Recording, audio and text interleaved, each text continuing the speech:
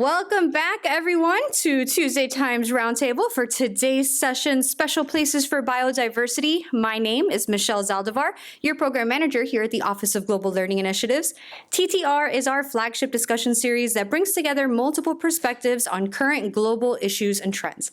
You can learn more about TTR, watch past recordings, or come back and reference this one at go.fiu.edu/TTR. If you haven't already, please take a second to sign in. This QR code right here on the screen and post it around the room. It's all the same as where we'll capture attendance. If you're looking to have your attendance reported back to absolutely anywhere, this is where we capture that. It also helps our programming, support our programming to bring you more of things like Tuesday Times Roundtable.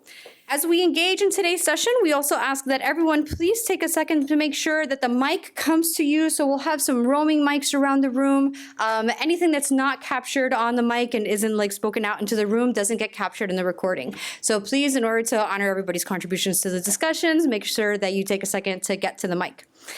Your confirmation for your sign-in, that's what I was looking for. This is where I lost my place. Your confirmation for your sign-in, if you are a medallion student, make sure to take a screenshot of that confirmation page so that you can include that in your verification column of your points log for submission. If you want to learn more about the global learning programs that we offer for undergraduate students, like the Excellence in Global Learning Medallion or Peace Corps Prep or the Millennium Fellowship, which does have applications open now, feel free to hang out after today's session. You can come to me, Janeri, Connie, a whole team's out here. We're here to answer any of your questions, so please feel free to reach out.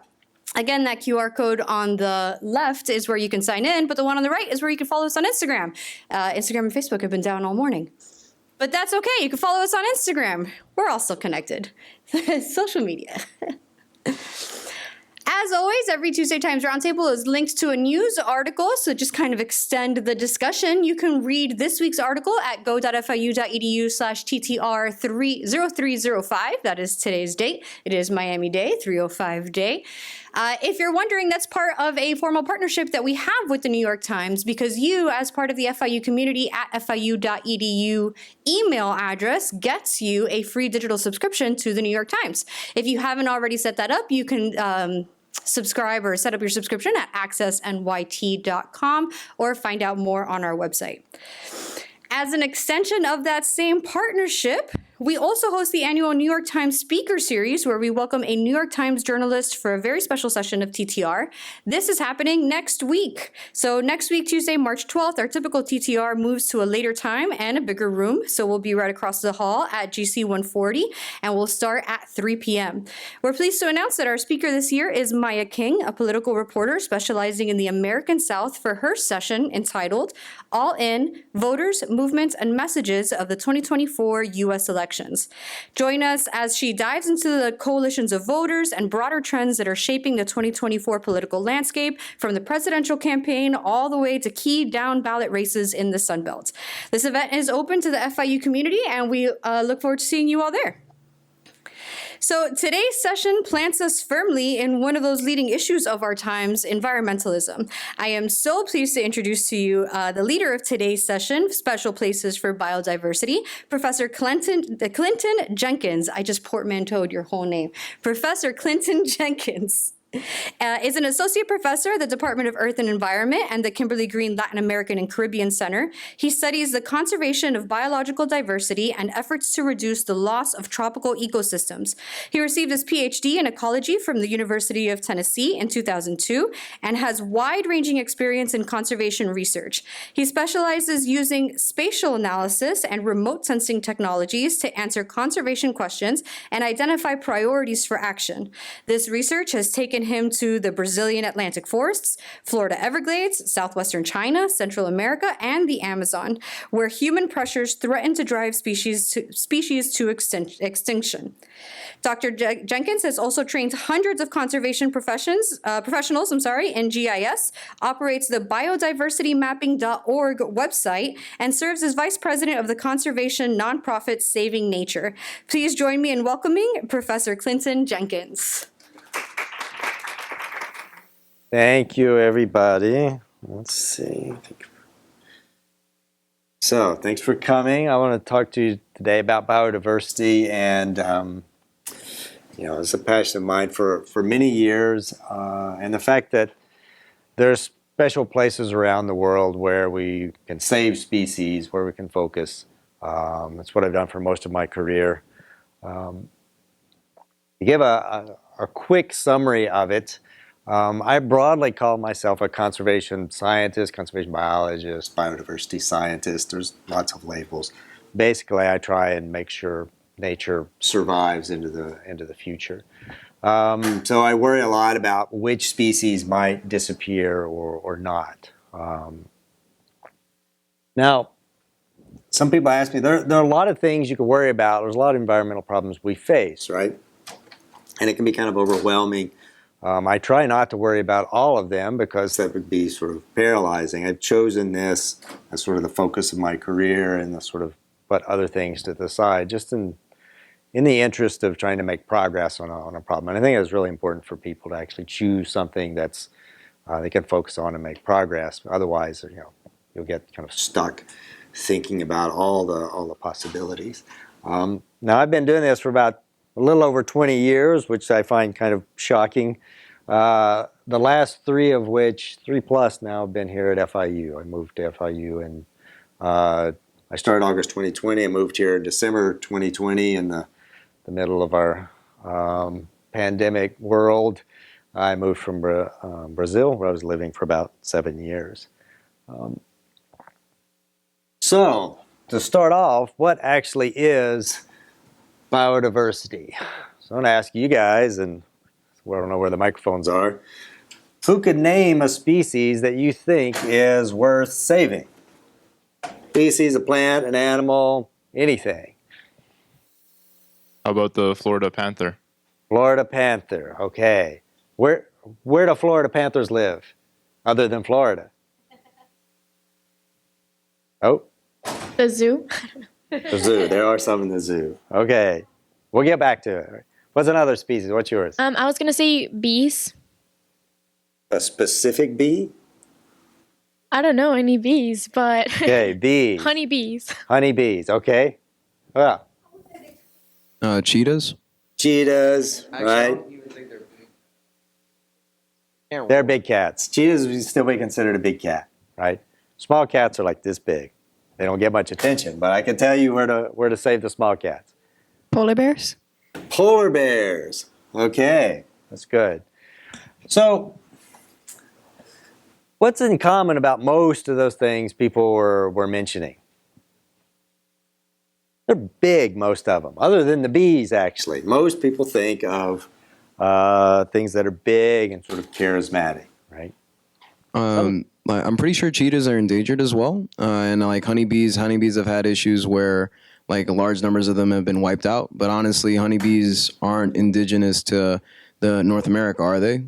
That's true. They're not. So there's like an argument to be made, like whether we should maybe focus more on like trying to keep alive actually indigenous bees rather than honeybees. But the thing is, honeybees obviously are the only ones that produce honey for us.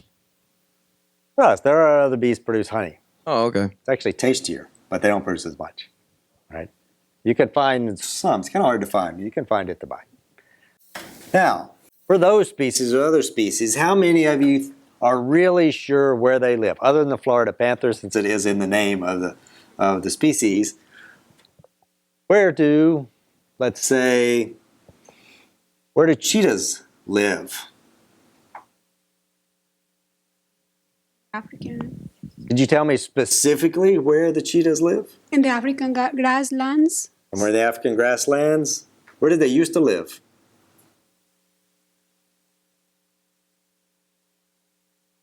They used to live in a lot of other places. I think even they were in India. They're much more widely distributed. Most of the time when we think of species, we think of some charismatic things. You may know generally where they live. I would guess most of the species, you probably don't know where they live, where they're concentrated, right? Because most of the time we don't see them. This is one of my favorite species, golden lion tamarins. Anybody ever seen a golden lion tamarin? You've seen them, right? You've seen those. So there's a couple of them in the zoo Miami, right? They're not native to Miami, obviously. They live in Rio de Janeiro. And let's see if this video works, right?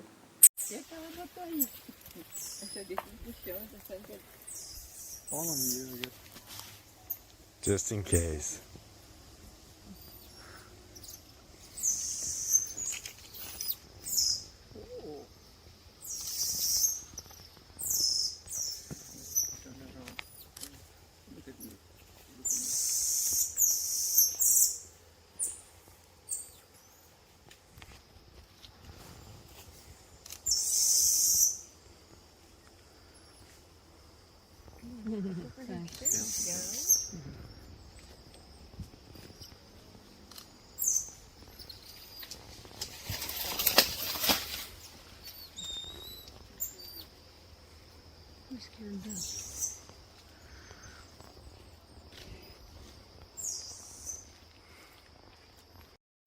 So, golden lion tamarins live in only one watershed in the world. Right? They live in the state of Rio de Janeiro, in an area of, I don't know, a few hundred square miles. They almost went extinct. They were down to maybe 100 or so individuals in the wild. They were still in some zoos. Until some people decided, like, hey, we should really check to make sure these things are not going to disappear. Right? I met some of those people about 20 some years ago when I was still a graduate student. Right? It's one of those special species in the world, and it lives in a special place in the world. Right? It's really rare, has a particular part of the world that it likes to live, and if we don't take care, things like that will disappear. Right? We'll talk about it here in a minute. It turns out most species are more like the golden lion tamarin than they are the Florida panther or the cheetah or some of the other species that we tend to recognize. Right? So I have another question for you. How many species are there in the world? Over here. Nobody over here said anything. Take a guess. How many species do you think there are? Around 56. I don't know. I'm just guessing. I'm sorry. It's 6. We got to start somewhere. Yeah. Here's another guess. How many species in the world? The whole world. All the things, all the living things. 300,000. 300,000. Known? This needs to be an auction, right? The numbers are going up fast. So you say about 1 million. Yeah. Okay. An inventory, because there are many species that we don't know yet. Oh, that's an interesting caveat there, right? So 1 million that we know. Anybody think it's higher or lower? When you say how many species are there, do you mean presently living or like Yeah. to have ever lived? Yeah. Currently, not considering already It's extinct like dinosaurs definitely- and other cool things. Yeah. I think it's definitely higher than any of the numbers mentioned. It's like probably at least over 50 million. They estimate that most of the species alive, we've yet to discover them. Yeah. Most species haven't been discovered yet. We sort of know they're there because we can make models and estimate how many things might be there based on what we've already found. I'll show a table here with some more details. But there's around 10 to 100 million species out there. Right? We don't know exactly because we haven't found all of them, and people argue about what exactly counts as a species or not. It turns out it's really hard to tell the difference between one type of fungus and another, and nobody has decided if viruses are alive or not. And bacteria tend to be really hard to define as well. But it's in at least the tens of millions of different kinds of things. And most of us could probably name, if you thought really, really hard about it, hundreds of different types of things, right? You got types of birds, and you got rats, and some trees, and some flowers, right? You could think of, well, you could probably get to 100, even if you're not a biologist or naturalist, you could probably get to 100. Probably 56. Or 56. That was a very specific number, right? But we don't know most of them yet, right? So, what do you think are the biggest groups of organisms? What are there the most of? Could be. Let's set aside bacteria because we can't decide which is a bacteria species or not. There's a whole long debate that I'm not qualified to analyze. What do you think they're the most of? I was gonna say bacteria as well, but insects. Insects. Good. How many insects do you think? Maybe 300,000. That's a pretty good. It's thought to be maybe in the millions, Oh, but you're okay. in the order of magnitude there. Like most things are probably insects, small things, right?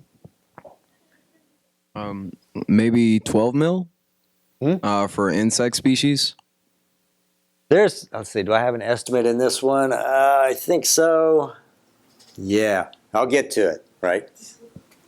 This is a colleague of mine. He's actually at the University of Florida now, Brett Sheffers.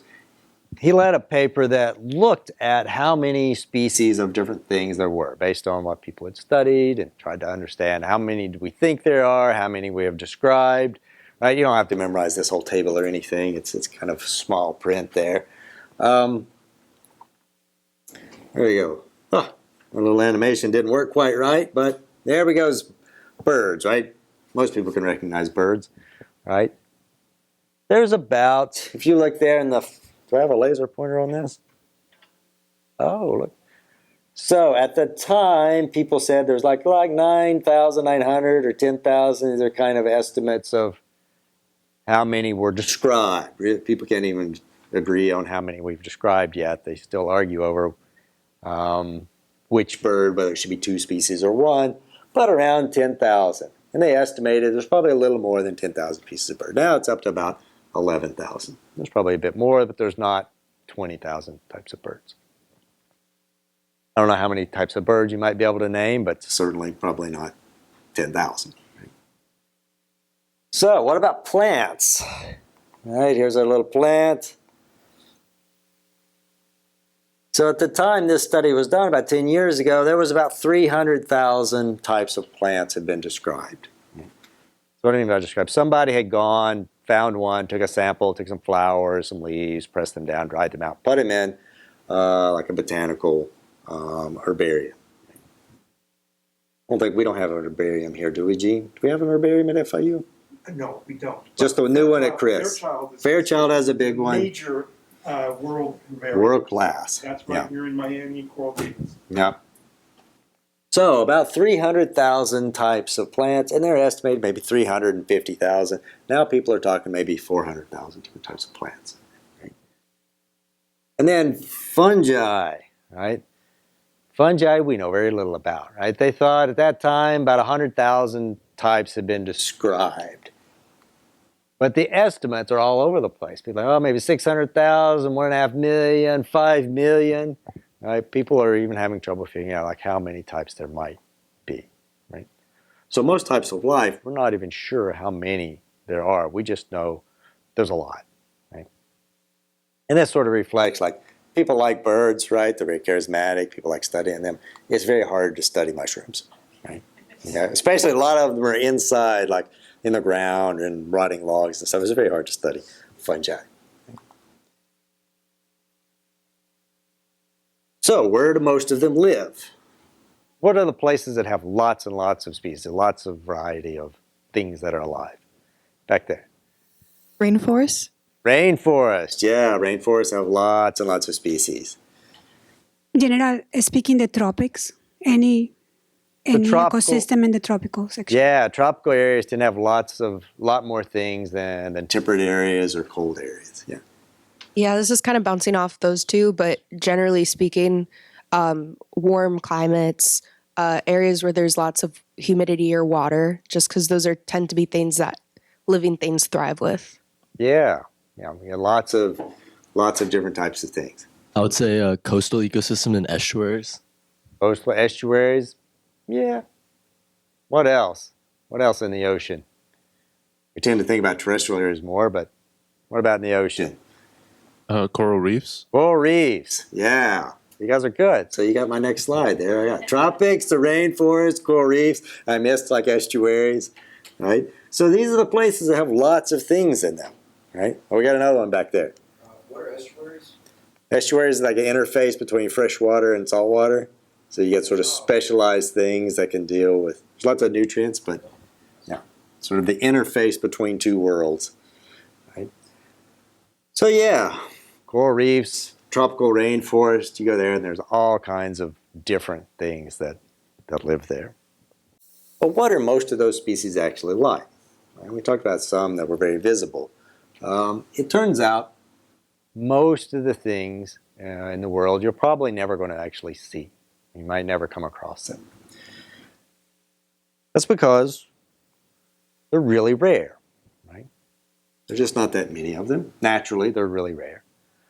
They have really small ranges. They're like the golden lion tamarin, right? There's one little part of the world that they like. And unless you go to that place looking for them, you're never going to come across them, right? Most species are like that. Most species are just like tiny distributions. Maybe even there are places in South Africa where these plants, like their entire distribution in the whole world is like the size of this room. And they're just like that naturally. They're just very specific, right? And they tend to be small, right? Most things are small. They're like the bees, right? They're small. We don't notice them. Beetles, insects, even some of the plants. There's lots of little tiny plants that we don't really notice, but they're there doing their thing. And they live in these special places of the world, right? They're not just randomly distributed around the world. It's actually a very small part of the world has most of them. Anybody ever seen this map before? This is the biodiversity hotspots of the world. A couple of people, right? There you have Gene, right? So the biodiversity hotspots, this was first come up by Norman Myers, right? Norman Myers is not with us anymore. He passed away several years ago. He had this idea, based on just his experience, that some parts of the world have lots more things that are special to them. They're called endemic. Species that occurred in those areas and nowhere else in the world, and that they were very threatened. Right? So he mapped out these areas, right? Not with any fancy software or anything. He did it with a piece of paper because Norman was not friends with computers. He drew things by hand. Right? And so he drew out and said, okay, well, here in the Caribbean, they got all these islands, including South Florida. There are lots of things that occur only there. Right? You can't find the things here. You can't go over here. You're not going to find them. They're not going to be here. They're not going to be here. They only live in these areas. And a lot of those areas had already been impacted, deforested, or changed. So a lot of those species are endangered. Similar to the Atlantic forest here. Right? There are lots of things that live in the Atlantic forest that don't occur anywhere else in the world. So unless you go there, you're never going to see them. Right? But that area was also very threatened. About, depending on who you ask, 70, 80, 90% of the Atlantic forest has been cut down. Right? But if you look at the world as a whole, that's actually a pretty small amount. Right? It's less than 10% of the world. And most of the species, most of the variety of things that live in the world live in those areas. Right? Canada here is really big. It doesn't have that many species. It has lots of the same species as you go across. Right? Same for like the interior of Australia, right? It's a neat place. Doesn't have all that many species. Right? Big parts of Africa, right? But it does have some special place. West African forest, the Eastern Arc, right? Down here in South Africa, they have lots of things that are only there. There are also a few other areas that show up, and these were Norman identified and called them the major tropical wilderness areas. Now, they also have a lot of species, and those are the Amazon, right? The Amazon's huge, right? It's not so endangered compared to a lot of other areas. It's losing a lot of forest, but it's still huge. The Congo, and then the forest of the Southeast Asian islands, right? Those are really big tropical forest areas that have lots and lots of species, but we're still mostly intact, at least when Norman did this work. Right? So among those areas, the hot spots in the big tropical wilderness areas, that was most of biodiversity in the world. Not to say that they're not cool things in other places, right? I don't want to offend anybody because I grew up here and it's not technically a hot spot. It's still got nice things that we should protect, but it doesn't compare to a place like, the West African forest in terms of biodiversity. Let's not forget the ocean, right? We're at FIU. We have lots of stuff on marine biology and coastal ecosystems. There has been an effort to do like marine biodiversity hotspots. The map's not quite as elegant as the other one, right? But the ocean is the same way, right? There are lots of places that have special species around in them. And most of the ocean doesn't appear to have so much, or we just don't know yet. We haven't mapped it out. So why do those places have so many species? What's different about them? Right? Some people have talked about some of the factors. They're really warm, right? They're productive, right? They're wet, right? They have lots of energy and they generate species. But another important thing is they tend to have mountains and they have a lot of topography, right? And that has generated lots of species. Things get isolated. They evolve on their own trajectories and they end up with these things that are specialized to those conditions. I was in Rio de Janeiro a few years back talking to a guy who studied frogs. I think he was a graduate student at the time, maybe he was a postdoc. And he's like, oh yeah, I described another species of frog the other day. We're writing it up. It's like, oh wow, that's neat. I never described a species. He's like, yeah, it's not hard. I was like, what do you mean? He's like, yeah. He's like, it was a clear day. He's like, you see those mountains over there? He's like, we haven't been there yet. He's like, I'm sure there's another species of frog there. There's a frog there. There's a frog there. We already saw that one. So he's like, every one of them's got a different kind of frog on it. You used to have to do it in Latin. That was hard. They're doing Latin, yeah. But not now. But he's like, yeah, we know there's going to be there. It's just nobody's looked yet. Wow, that was really impressive. And he's like, yeah, and every mountain has its own frog, and it's not going to be on the other mountains. So you got to save it right there on that spot, right? Another important thing is that islands tend to have special things. Anybody speculate on why, like, a big island has things that are different than other places? Like Madagascar, right? What are these guys? Islands are less competitive ecosystems than like land that's attached to a much larger piece of land, or at least from what I understand, like species will survive on islands that, like, if those species were to be put on the mainland, they probably would go extinct rather quickly.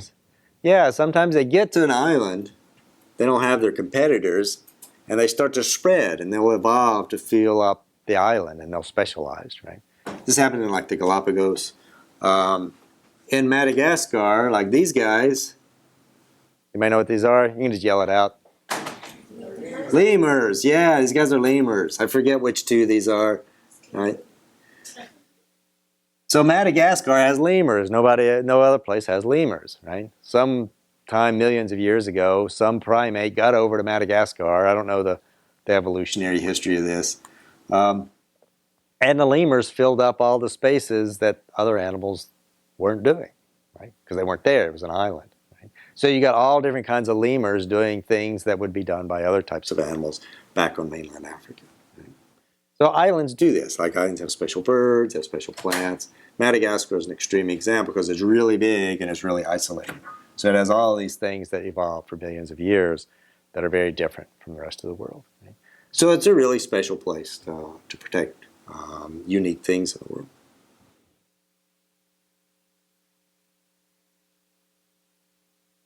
So I've done some work to try and map out these places in a bit more detail.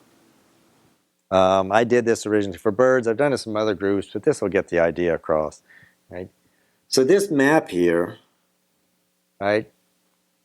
Here we are, is South America, Rio de Janeiro. These right here, you know what these areas are here that are in yellows and reds? What does this match up to? Yeah. The Andes, yeah. This is a map of half of the world's bird diversity, right? Or at least half on this side of the planet, right?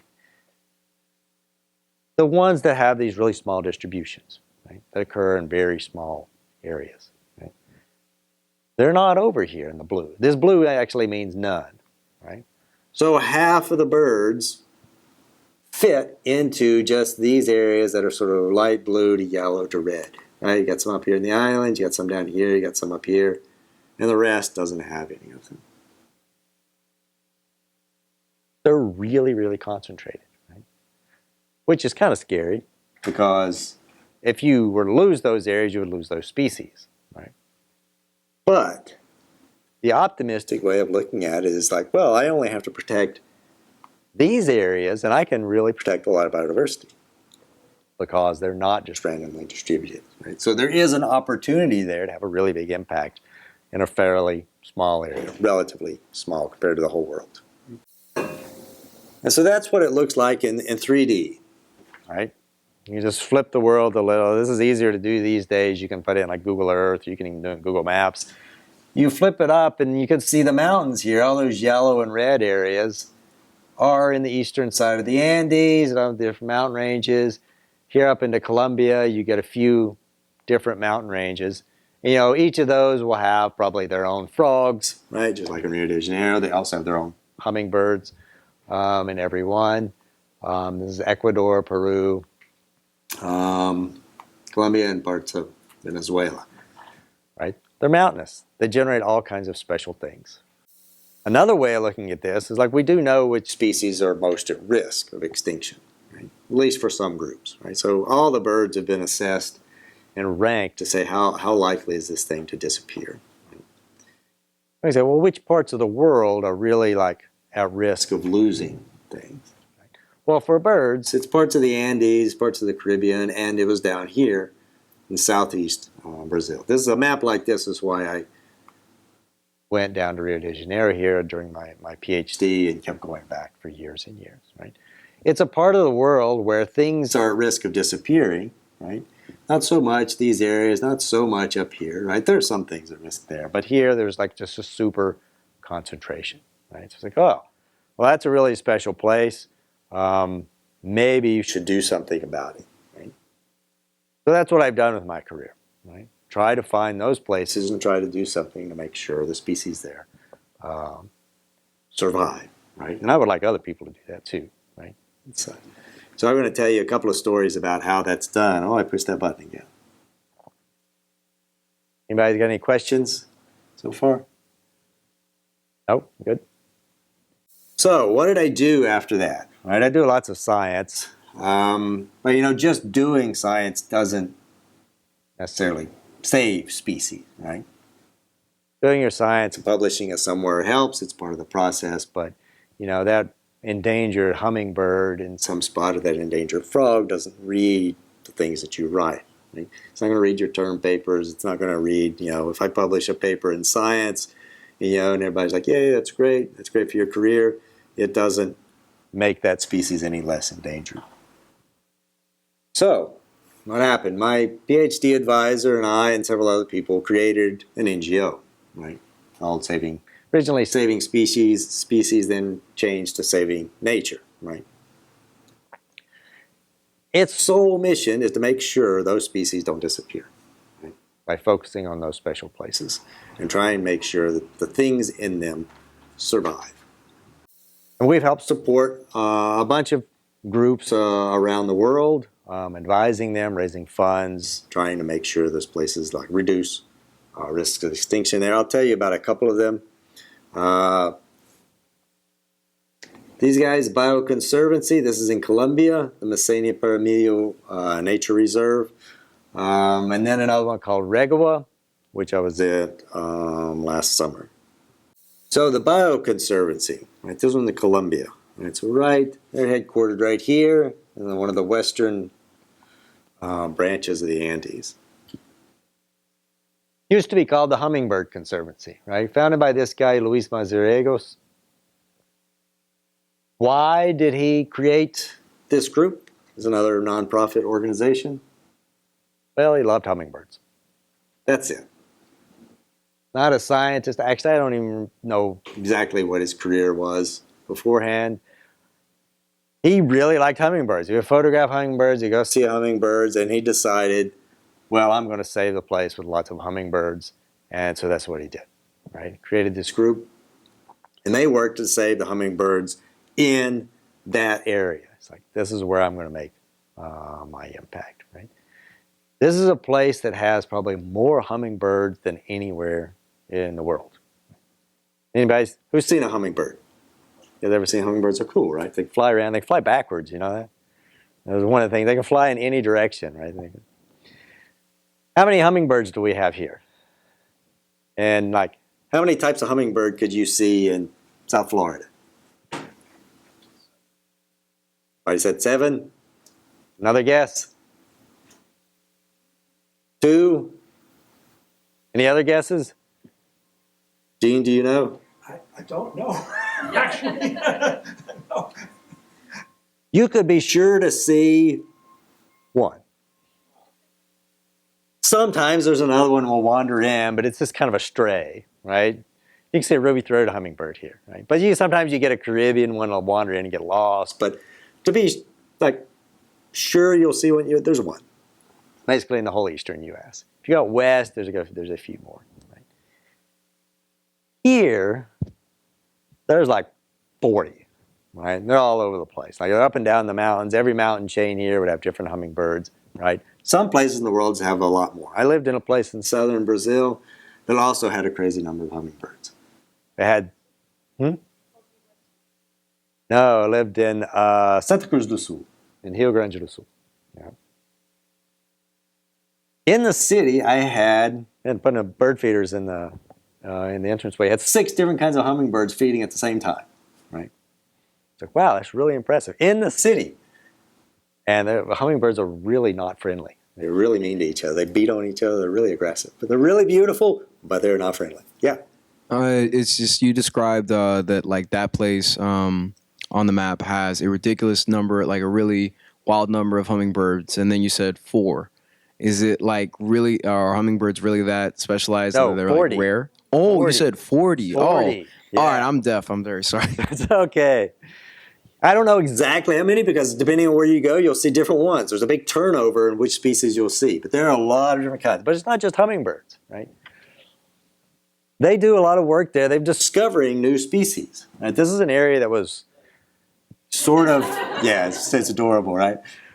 This was a part of the world that was really unstable, right? Colombia's got its challenges, but this is an area where basically it was like no-go zone for a while, and like the Civil War, and like, okay, just no biologists were going there either because like, hey, we know there's all kinds of neat new things there, but we are not going in.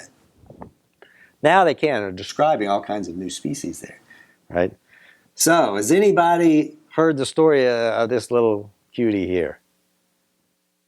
Anybody ever heard about the Olinguito? This is big news like 10 years ago. It was the first new, technically carnivore, like the carnivore group in taxonomic, discovered in like 50 or 60 years. Right? It's not actually a carnivore thing. It sort of eats anything. But in that group of type of mammals. Right? And it's just nobody had really noticed it and described it. There were some people there who'd seen it like, yeah, it's just one of these things, but just there, right? They didn't really have any. I don't even know if they had a specific name for it compared to other things. So the Olinguito was found in this place where they were working. Right? This was one of the first pictures ever. That Olinguito is probably not very happy because the guy just picked it up and took a picture of it. This is a young one. But that picture spread all over the world, right? That was with our when we were working with them there, right? They've seen a lot of them since then. But that's the only place in the world, really, that they occur, right? In that region. Right? And frogs. This was a new frog species. It was described not too long ago, a few years ago. They found like 10 different species of frog in their reserve, right? New species of frog, right? Just by looking around. Anybody know how many species of amphibians there are in the world? Most of them are frogs. 6,000, 7,000. People think there's probably 10 or 11,000 in the end. They describe like 100 new ones a year around the world. Right? So this place was full of new species. They're just still describing. This one is actually named after somebody who supported the protection of the area, buying up some areas to protect. Gradually, what we're doing there is buying up pieces of degraded land next to the good land and reforesting it piece by piece. Right? People raise money, people donate money, get $100,000, buy a property if somebody's willing to sell it, get the trees growing back, forest will come back and reconnect the landscape. It's also good for the water quality. It's a watershed for one of the cities. And gradually that area is being recovered so that these species don't disappear. There's another place, the Reserva Ecológica de Guapiaçu, right? Most people just call it Regoa, right? So Regoa is in Rio de Janeiro State. It is one of the most marvelous places you would ever go in your life. Right? You would go there. Nobody ever regrets going to this place. It exists because of these two people here, right?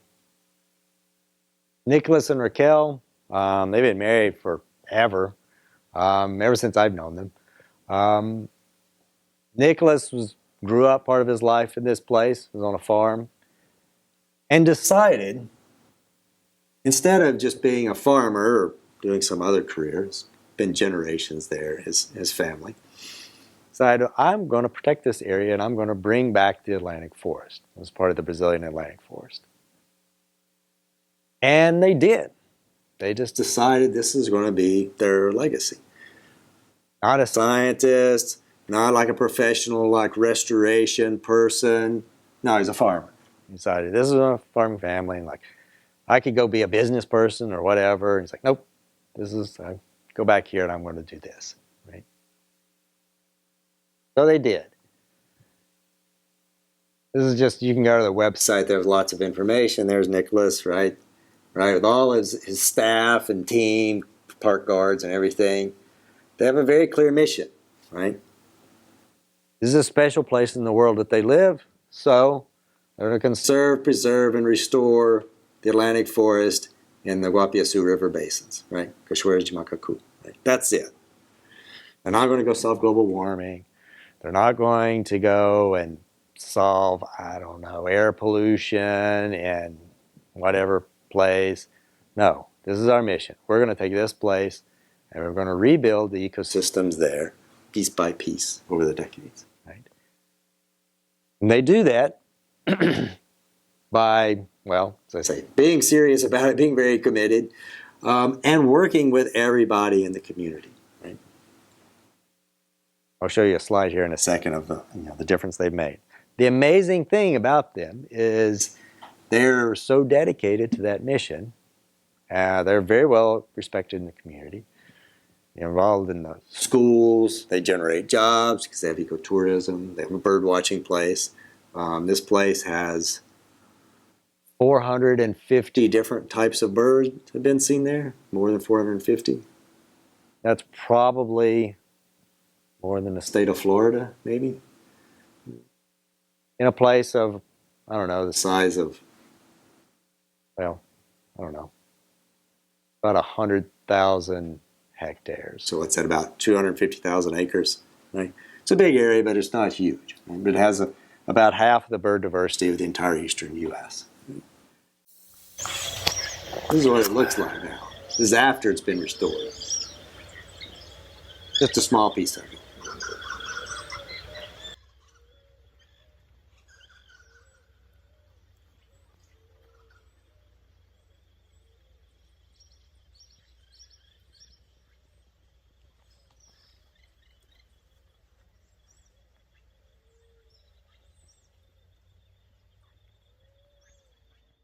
It's a little paradise. Yeah. What's funny is it seems like it's like while you're watching the video. Yeah. Let's hear it again. I don't know if I can. So they've restored that. It's a big wetland. This is right from like where the rooms where you'd stay and the restaurant that they have. That area has all been restored. That's what it used to look like. About 20 years ago, 25. Right? It was just a beat up, crappy piece of cattle pasture. Right?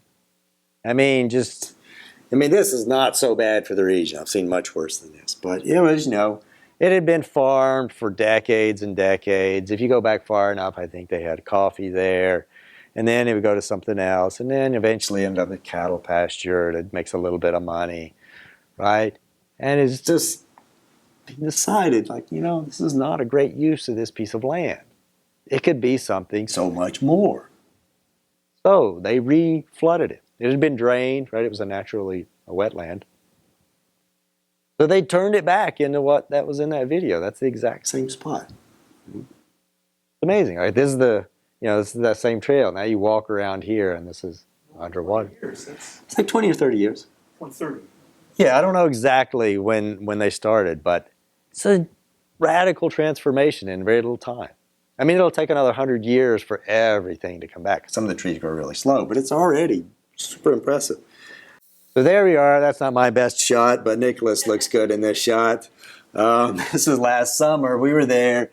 I was visiting sites. Eventually, we would like to develop a course to take students from here there. This is another piece of pasture. You can't see much of it. They're gradually restoring. What have they done? They're just piece by piece buying up pieces of land that people are willing to sell and growing trees back on them. It doesn't cost that much money relative to what a lot of things in the world cost. Right? And they do that. They bring all the kids in from schools, right? When I was there, this was one of the local classes. There's like 20 or 30 little kids running around all over the place, and they're trying to keep them from, scattering too much.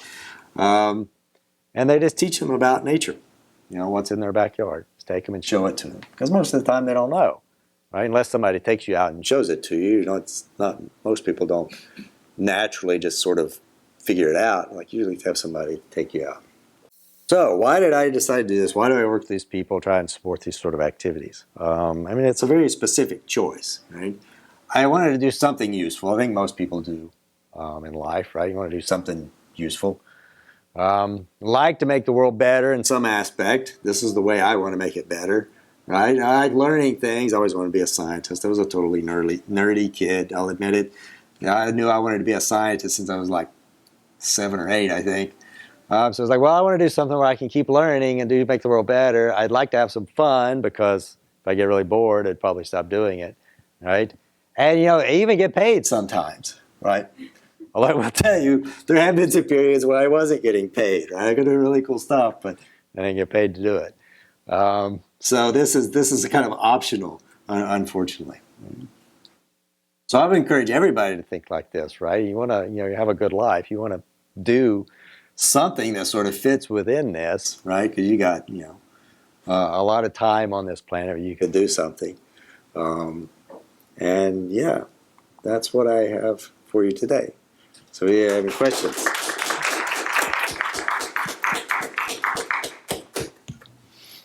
Questions, thoughts, opinions, criticisms? Thank you so much for that wonderful presentation. I wanted to ask you, how many species have you encountered? I don't know, a lot. I've been very fortunate. Most of them I can't identify, but to give you a reference point, so I grew up in the southern Appalachians in East Tennessee, which is a pretty biodiverse place, right? There's like full of salamanders. It's the world's salamander capital, right? It's the highest diversity of salamanders. And you can go to places that might have even like 10 or 20 different kinds of salamanders. And the trees, maybe 30, 40, 50 species of tree in the region. Right? I've been to a place in Bahia in Brazil that has the world's record forest diversity, where in the place of about a hectare, so about 2.5 acres, right? It's not very big, right? Over 400 different kinds of tree, which means a lot of those trees have only one individual in that whole area. They're that rare. But 400, that's about as many kinds of trees as you'll find in the eastern U.S. Right? In a place that's much, much smaller than the FIU campus. It's just extraordinary. Right? Certainly admire a lot at your work. Obviously, you have the possibilities to showcase while being from a development country, and also the country that consumes more resources in the planet than any other, and their, the development model that has been established and has been actually sold to the entire world as the model that is successful in order for people to become successful, rich, or powerful. But how do you kind of reconciliate, based on your experience, those two specific messages to new generations? The message about having a planet that is beautiful and provides kind of the service that we need to be alive, or the message about, being successful, rich, and powerful under the consumption kind of theory? How do you do it? I can't address all those aspects. I don't think we have to be like before and wreck the economic model to make the world a better place, right? You can consume different things. People that go there and consume nature in the sense of like Redwood, to watch nature, rather than, chop it down. So it's a different sort of consumption, but it's still, right, it's an economic model. So sort of, an adjustment of what people value and be willing to invest their resources and time into can leave the world a much better place. I can't solve all the problems, but I can say, well, that's a place like if you want to focus on preventing species from disappearing, You find a way to do it. It takes resources, but the resources are there, right? The world's not poor, right? As a collective, right? There's lots of money out there. Maybe it's not distributed in the best way, but protecting a lot of these places that have all these species would not take much money compared to how much is like flowing around to things like every day. How to get that? Well, I don't know. We managed to get some to these places, but it'll take a lot more. But it's possible. There's plenty out there. It's a really insightful, really thoughtful question. I think I've got a simplified version of it. Layman's terms, help me out here because I'm not a scientist. What is your response to someone that says, as long as we've got one kind of hummingbird, why do we need 40 different kinds of hummingbirds that only live in one place? So like, what's in its essence, what's the response to biodiversity is important, even if it is in only this place that you don't live in? Yeah, there are different reasons, different motivations of people, for sure. I think it's like, well, I like them. So why I like having lots of different kinds of hummingbirds. I think that's a good thing in the world. I think people really like them. They enjoy them. They're not all the same, so you can't just switch one out for another. It doesn't work that way. So there, some people, it's an ethical reason. They think, hey, they shouldn't disappear. It's not our place to wipe them out, because they have a right to be there. Sometimes there's sort of the economic service, like, oh, we don't know what they're good for, so we should make sure that they're. I don't lean too much on that. A lot of species don't really do anything we need. I mean, because they're in little places, and like, does that little frog on top of a mountaintop do anything in particular that humanity depends on? Probably not. I mean, it's just a frog. And it's just in that one place where maybe nobody's even living. But I think it's nice that frogs there. So I think it'd be nice to keep it there. Yeah, I think it's really cool, like the fact that something so beautiful exists out there. Like I get it. An argument against biodiversity is that it's like biodiversity in this one part of the world that I'm probably never going to visit. I might not ever get the chance to visit. So why keep it? But at the same time, just living here, just living, and then understanding that something like so beautiful exists in this other place that I might not ever visit in person, but it's fun to know that such beautiful things exist, because then there'll be times where I find out maybe about like a species of bird like that is really beautiful, elegant, and then only to find out, they've gone extinct in the wild, and now you can only visit such and such zoo if you ever want to see this bird again. And that aspect of essentially destroying biodiversity, that would be an argument for biodiversity. I want to have such beautiful things continue to exist. Yeah, I think it's a good one. I mean, we protect other sorts of things around the world that maybe we're never going to see. Like, I don't know if I'll ever see the pyramids in Egypt, but I think probably they should stay there. Don't tear them down. Even if I don't see them, I was like, no, I think that's a good thing. Yeah. And who knows? Maybe like the next generation, your kids, you don't know. Species goes extinct, it's gone forever, right? You don't get another chance. Yeah. My question was that you mentioned a number, I don't remember exactly, of an estimate of how many species are not discovered yet. How do they make that estimate, or what is that based on? Well, without giving like a whole lecture on it, you can take a group of species and look at there's actually multiple approaches. One of the simplest one is you look at how fast they're being discovered. You make a curve, like, okay, over time, I discovered 10, 100, 200, and like, it will accelerate. Like, oh, we're describing lots of them. At some point, that curve will slow down because you've discovered all the easy ones. Now, we discover the big things and the things that are everywhere first. Like, those go really fast. And then you start discovering more rare things, more cryptic things, slower, because you have to actually go there and find them. And gradually that rate will slow down, and you can make a mathematical model and sort of, you got to see how many people are looking for it. And you estimate, well, if I just keep looking for these things, like how many am I likely to find eventually? And so for some groups, we get pretty specific estimates if we've already discovered a good chunk of them. Others are like, it's almost guesses. I mean, educated guesses, but like for the fungi, like they're so little studied, you could go almost anywhere and find a new one. And so they can estimate, like, well, and people have different approaches. That's why it's like some people say like 500, some 500,000, some people say 10 million. But for the big things like the vertebrates, we got a reasonably good idea, at least within an order of magnitude, like so, tens of millions.